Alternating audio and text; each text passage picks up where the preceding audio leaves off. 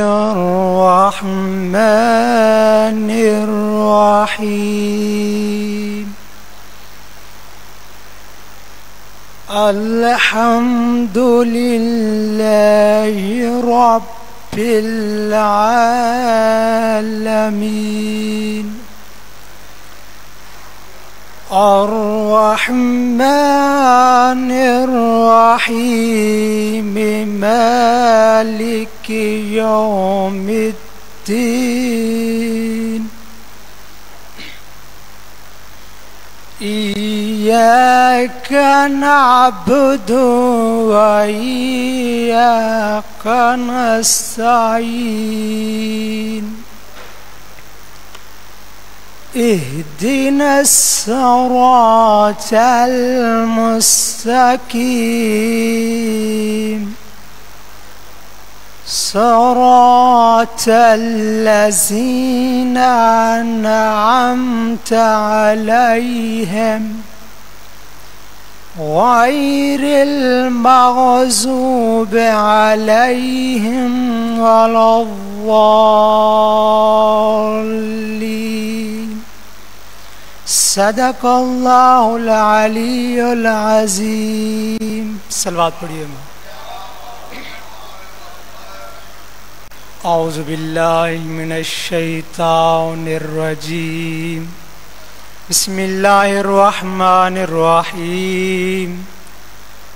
الحمد للہ رب العالمین بارئ الخلائق اجمعین. اما بعد فقد فقال النبی صلی اللہ علیہ وآلہ وسلم ما رضیت حتی رضیت فاطمہ.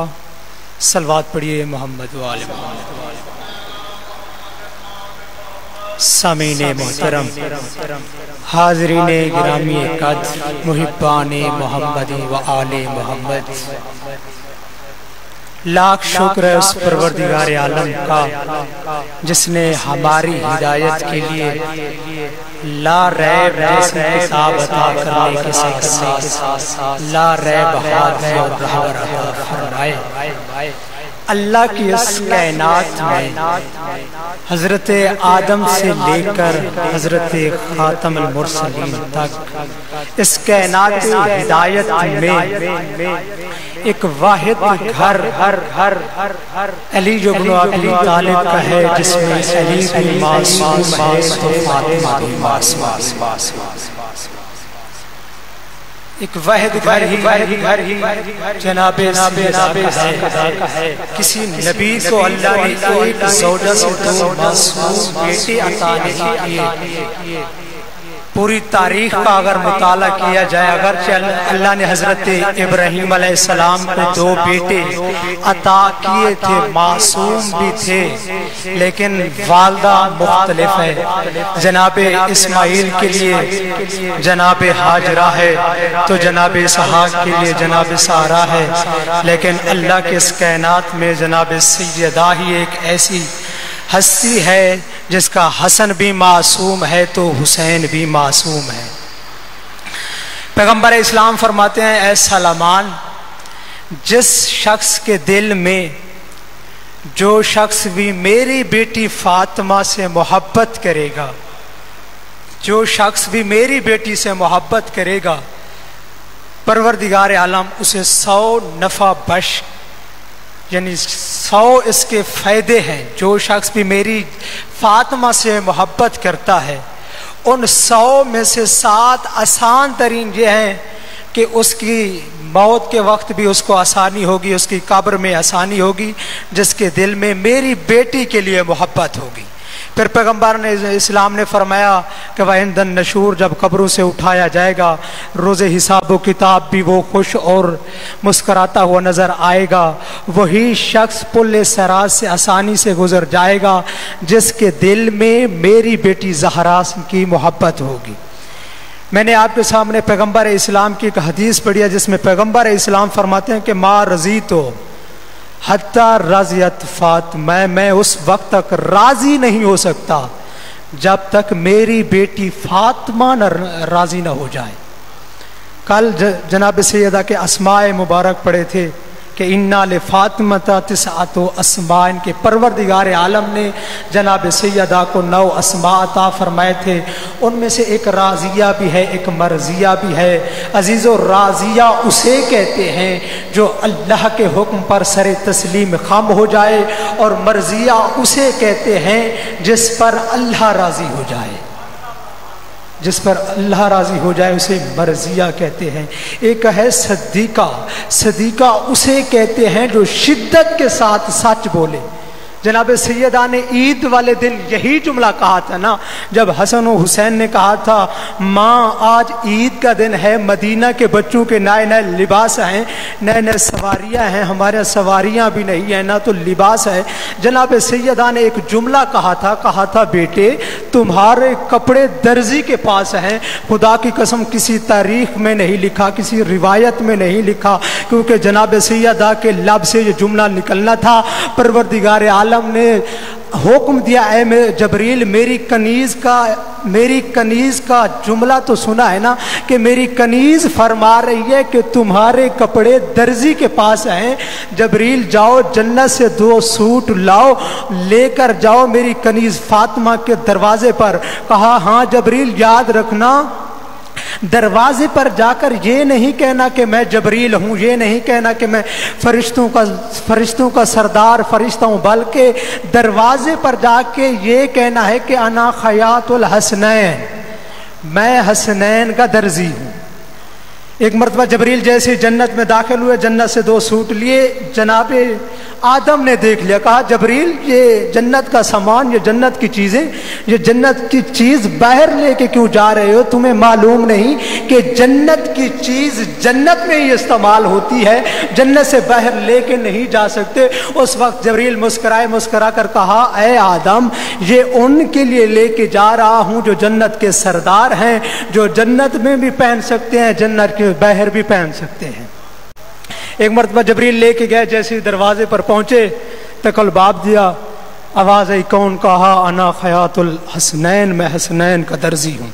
کپڑے دینے کے بعد جب حسنین شریفین نے کپڑے پہنے، دوسرا مطالبہ بچوں کا کیا تھا کہ مدینہ کے بچوں کے سواریاں بھی نئی نہیں ہیں، ماں ہماری سواری نہیں ہے۔ ایک مرتبہ جناب زہرا نے کیا دیکھا کہ دہلیز خانہ پہ پیغمبر رحمت نے قدم رکھا، کہا بیٹے وہ تمہارا نانا آ رہا ہے، جا کر سواری کا مطالبہ اپنے نانا سے کرو۔ خدا کی قسم بچے چلتے چلتے نانا کے پاس آئے، نانا نے بچوں کے سوٹ کی طرف دیکھا، بچوں کے کپڑوں کی طرف دیکھا کہ کپڑے تو یہ عام نہیں ہیں، یہ کپڑے تو جنت کے لگ رہے ہیں۔ ایک مرتبہ بچوں نے مطالبہ کیا نانا مدینہ کے بچوں کی نئی نئی سواری ہیں، آج عید کا دن ہے، ہمارے پاس سواری نہیں۔ اب پیغمبر اسلام سوچنے لگے اگر میں ان کو حسین و جمیل گھوڑوں پہ سوار کر دوں، ان بچوں میں اور ان بچوں میں فرق نہیں رہے گا۔ اگر میں مدینہ کے حسین و جمیل اونٹ پر بھی ان کو سوار کر دوں، ان بچوں میں اور ان بچوں میں فرق نہیں رہے گا۔ ایک مرتبہ پیغمبر رحمت نے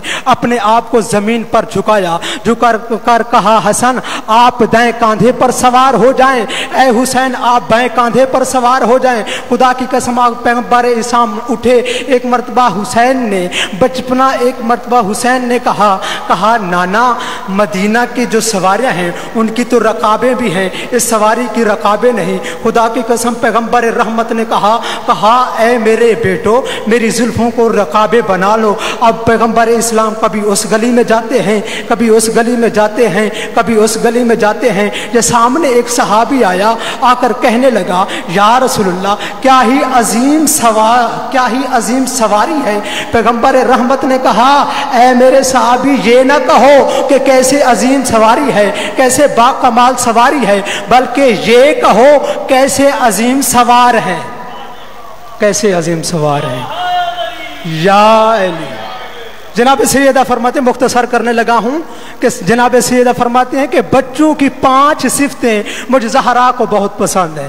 فرمایا بچوں کی پہلی صفت یہ مجھ زہرا کو بہت پسند ہے کہ یہ مٹی سے کھیلتے ہیں، یہ صفت میں مجھ زہرا کو بہت پسند ہے۔ دوسرے نمبر پہ فرمایا کہ بچوں کی یہ صفت میں مجھے زیادہ پسند ہے کہ یہ بچے روتے زیادہ ہیں، یہ بچے مجھ زہرا کو زیادہ پسند ہے۔ پھر جناب سیدہ نے کہا کہ بچوں کی تیسری صفت یہ ہے کہ یہ لڑتے بہت زیادہ ہے مگر دل میں منافقت نہیں رکھتے، یہ صفت بھی بچوں کی مجھے بہت پسند ہے۔ پھر تیسرے نمبر پہ کہا کہ بچوں کی یہ صفت کہ مٹی کا گھر بنا کر پھر توڑ دیتے ہیں، یہ زہرا کو بہت پسند ہے۔ پانچویں نمبر پہ جناب زہرا نے کہا کہ بچوں کی یہ صفت کہ آج کا کام یہ کل پر نہیں چھوڑتے، ان کی یہ صفت بھی مجھ زہرا کو بہت پسند ہے۔ یہ جناب سیدہ ان کمالات کے مالک ہے۔ بس زیادہ رو ایک ہی جملہ جناب مسلم کی ان جوڑی کا، طفلان مسلم کا، کہ جب مشکور نے آزاد کیا تھا نا آزادہ رو طفلان مسلم کو، رات کی تاریکی میں چلتے چلتے قسمت نے ساتھ نہ دیا آزادہ رو، حارث کے گھر میں قسمت لے کر آئی آزادہ رو۔ حارث وہ تھا جو ابن زیاد کا سپاہی تھا آزادہ رو، حارث کے ہاتھ میں بچوں کا آنا تھا آزادہ رو۔ پوری رات حارث نے ان بچوں کو ایک ستون کے ساتھ باندھے رکھا آزادہ رو۔ صبح کو سورج نمودار ہوا، لے کے چلا دریا کی طرف ذبح کرنے کے لیے، قتل کرنے کے لیے۔ بچوں نے کہا اے حارث ہمیں جا کر بازار میں بیچ دے، حارث ہم یوسف سے کم نہیں بکے گے۔ آزادہ رو حارث نے ایک بات نہ سنی آزادہ رو، جب لے کے آیا ہے نا دریا پر، بچوں نے کہا اے حارث تو نے ساری رات ہمیں باندھے رکھا، ہماری نماز قضا ہوگی۔ بچوں نے کہا میں 2 رکعت نماز تو پڑھنے نے آزادہ رو۔ بچوں نے نماز پڑھی، نماز کا ختم ہونا تھا، ایک مرتبہ تلوار بلند ہوئی آزادہ رو، بڑے شہزادے کا سر قلم ہوا آزادہ رو، چھوٹے کا جب یہ سر لے کے چلا ہے نا ابن زیاد کے دربار میں آزادہ رو، ایک مرتبہ زیاد بھی اپنے تخت سے اٹھا، رو کر کہا اے ظالم تمہیں حیا نہیں، تیرے اپنے بچے نہیں تھے، ایسے پھولوں کو بھی شہید کیا جاتا ہے۔ اللہ اللہ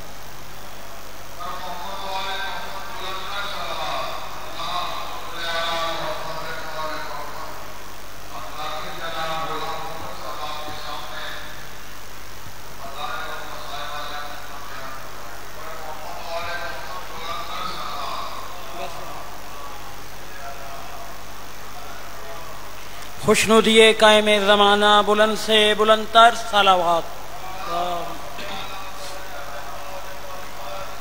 خالق سے مانگتا ہوں وسیلہ ہے فاطمہ، خالق سے مانگتا ہوں وسیلہ ہے فاطمہ، کرتا ہوں ذکر ان کا عطا کرتی ہیں فاطمہ۔ کمبر مشکلات سے میں گھبراؤں کس لیے، کمبر مشکلات سے گھبراؤں کس لیے، مشکل کشائی میری تو کرتی ہیں فاطمہ۔ پاک سیدہ کی عزت پہ بلند سے بلند تر صلوات پڑھیں۔ جب کسی مومنہ یا مومن کا آخری وقت ہوتا ہے تو ملک الموت اس کے قریب آتا ہے، لیکن ایک ہستی کو دیکھ کے وہ ذرا رک جاتا ہے، جناب سیدہ سے اذن لیتا ہے کہ معظمہ اجازت دیں، یہ مومنہ یا مومن یہ آپ کے بیٹے کا عزادار ہے، میں اس کی روح قبض کرنے آیا ہوں، تو آپ اجازت دیں۔ تو بی بی اس سے پوچھتی ہیں کہ تم کس انداز میں اس کی روح کو وصول کرو گے؟ تو کہتا ہے بی بی میں اس کے پاؤں سے اس کی روح کو نکالوں گا۔ تو معظمہ فرماتی ہیں کہ انہی پیروں سے چل کے تو یہ میرے بیٹے کی مجلس میں گیا تھا، نہیں تم اس کے پاؤں سے اس کی روح نہیں وصول کر سکتے۔ تو کہتا ہے کہ معظمہ اگر آپ اجازت دیں تو میں اس کے سینے سے اس کی روح کو وصول کروں؟ تو معظمہ فرماتی ہیں نہیں، اس کے سینے میں تو میرے بیٹے کی ولا ہے، میرے بیٹے کی محبت ہے۔ تو کہتا ہے کہ معظمہ اگر آپ اجازت دیں تو میں اس کے ہاتھ سے اس کی روح کو نکالوں؟ تو معظمہ کہتی ہیں انہی ہاتھوں کو بلند کر کے یا حسین کی صدا بلند کرتا رہا نہیں۔ تو کہتا ہے کہ پاک معظمہ بی بی جیسے پھر آپ حکم کریں گی تو میں اسی انداز میں اس کی روح کو قبض